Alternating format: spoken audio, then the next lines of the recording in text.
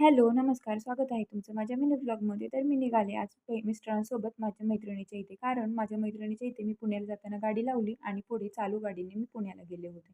तर गाडी घेऊन मी पोहोचले शाळेमध्ये. कारण की आज मुलाच्या ॲडमिशनचा फॉर्म भरायचा होता. त्यासाठीच मी पुण्याहून 2च दिवसात रिटर्न शिरवळला आले होते.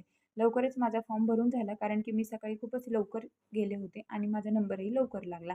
त्यानंतर मी आले माझ्या मैत्रिणींच्या उन्हाळी वर्गामध्ये. तिथे होत असलेल्या ॲक्टिव्हिटीमध्ये थोडासा सहभाग घेऊन मैत्रिणीच्या घरी जेवण करून मी पुन्हा घरी गेले. घरात थोडंसं काम आवरलं आणि आराम केला.